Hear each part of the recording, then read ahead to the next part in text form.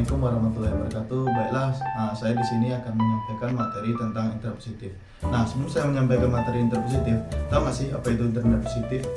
Mengenal internet positif merupakan suatu website yang berguna untuk memblokir situs website tertentu. Situs yang diblokir tersebut karena terdeteksi adanya konten yang tidak layak untuk dibagikan kepada masyarakat umum.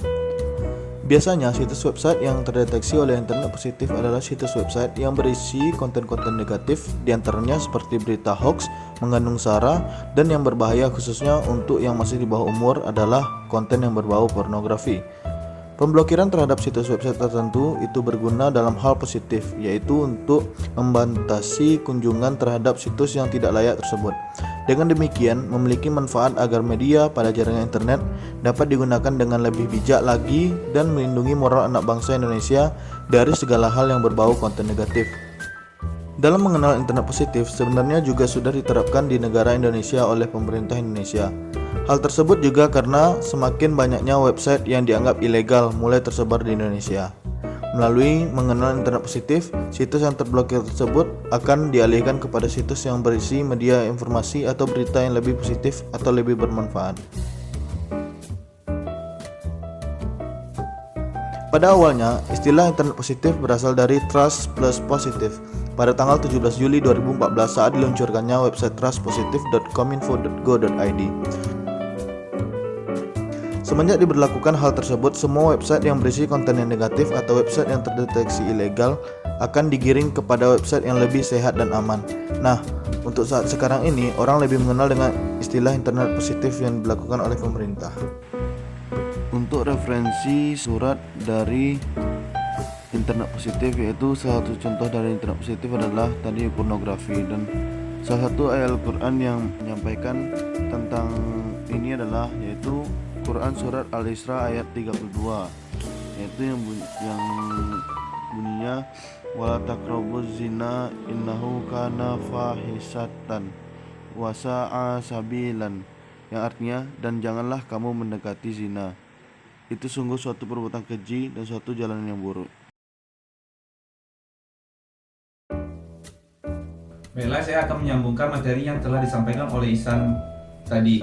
Yang saya sampaikan adalah tujuan dari internet positif. Yang pertama yaitu tercapainya internet yang aman dan dapat diakses oleh segala usia, karena dengan adanya internet positif dapat menjamin keamanan, perlindungan, dan juga penghematan. Tak hanya itu, internet positif juga memperoleh perlindungan terhadap konten yang ilegal atau berisi banyak virus sehingga masyarakat tetap aman berselancar di jaring internet berdasarkan informasi yang sehat dan pastinya terpercaya. Lalu yang kedua, mengenal internet positif kepada masyarakat Indonesia juga memiliki tujuan agar tetap menjaga moral, nilai-nilai etika, dan juga segala kaidah yang mampu merusak citra negara Indonesia.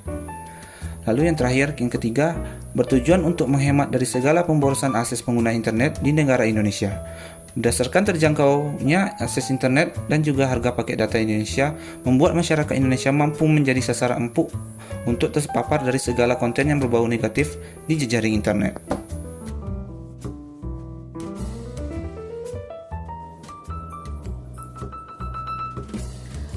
Selanjutnya, cybercrime. Apa itu cybercrime? Dalam dua dokumen Kongres PBB mengenai The Prevention of Crime and the Treatment of Offenders di Havana, Kuba pada tahun 1990 dan di Wina, Austria pada tahun 2000, ada dua istilah yang dikenal. Yang pertama, cybercrime dalam arti sempit, yang disebut sebagai computer crime, yaitu perilaku ilegal atau melanggar secara langsung menyerang sistem keamanan, suatu komputer atau data yang diproses oleh komputer. Yang kedua, cybercrime dalam arti luas. Cybercrime dalam arti luas disebut sebagai computer-related crime, yaitu perilaku ilegal atau melanggar hukum yang berkaitan dengan sistem komputer atau jaringan. Maka dari itu, secara sederhana, cybercrime dapat diartikan sebuah tindakan kriminal yang melanggar hukum menggunakan teknologi komputer sebagai alat kejahatannya. Dan cybercrime terjadi dikarenakan kemajuan di bidang teknologi informasi. Ada beberapa jenis cybercrime, diantaranya yang pertama, cybercrime murni kriminal, yaitu cybercrime yang dilakukan dikarenakan motif kriminal. Yang kedua, cybercrime abu-abu atau tindakan yang sulit didefinisikan atau apakah itu merupakan cybercrime atau bukan. dikarenakan motif awalnya bukan merupakan motif kejahatan. Yang ketiga yaitu cybercrime yang menyerang individu atau a giant person. Yang keempat yaitu cybercrime yang menyerang hak cipta, hak milik atau a giant property. Yang kelima yaitu cybercrime yang menyerang pemerintah atau a giant government. Baiklah, di sini saya akan melanjutkan materi yang disampaikan oleh Joe sebelumnya, yaitu bagaimana cara agar terhindar dari cybercrime. Terdapat 5 cara menghindari spam. Yang pertama, tidak merespon, menjawab, atau membalas email yang dikirim dari orang yang tidak kita kenal. Yang kedua, jangan pernah membuka atau klik link situs yang ditawarkan atau diinformasikan oleh email yang tidak kita kenal.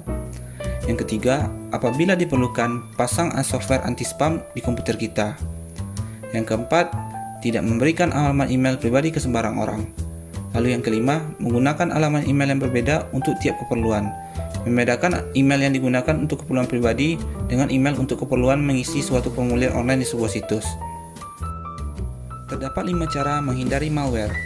Yang pertama, dengan membackup data di komputer secara rutin. Yang kedua, jangan membuka file attachment ataupun link yang berasal dari sumber yang tidak kita kenal, termasuk attachment di email, media sosial, dan instant message seperti WhatsApp, BBM, atau Telegram. Yang ketiga, sebelum membuka file, scan terlebih dahulu file tersebut dengan antivirus. Jangan lupa untuk selalu mengupdate antivirus secara rutin. 4. Memperbarui sistem keamanan dan web browser dengan patch terbaru. Yang kelima, hapus semua pesan yang tidak kita kenal, jangan membukanya. Terdapat 5 cara menghindari spyware. Yang pertama, selektiflah dalam memilih material-material yang didownload dari internet ke dalam komputer. 2. Bacalah selalu perjanjian lisensi dengan sesama sebelum melakukan proses instalasi software. 3. Waspadai iklan-iklan yang muncul tiba-tiba di setiap komputer ataupun email. 4. Perbaruilah selalu browser internet dengan versi terbaru. 5. Lakukan scan komputer secara rutin. Terdapat 5 cara menghindari phishing. Yang pertama, jangan pernah mengklik link yang tampak mencurigakan yang muncul di inbox email maupun media sosial. Kemungkinan besar link ini akan mengarahkan ke situs phishing. 2. Jangan pernah memberikan informasi pribadi ke siapapun. Bank tidak akan pernah menanyakan password atau PIN perbankan. 3. Jika ingin login ke situs perbankan, lebih baik ketik saja alamat situs bank langsung ke web browser. 4. Periksalah address bar pada browser untuk memastikan alamat situs yang dikunjungi sudah benar. Halaman web yang dibuka bisa saja tampil layaknya situs bank, namun sejatinya palsu. Ingatlah, bank tidak akan pernah redirect URL situs internet banking ke domain lain. Lalu yang terakhir, URL situs internet banking yang resmi selalu menggunakan HTTPS untuk lebih meyakinkan apakah situs yang diakses adalah situs resmi.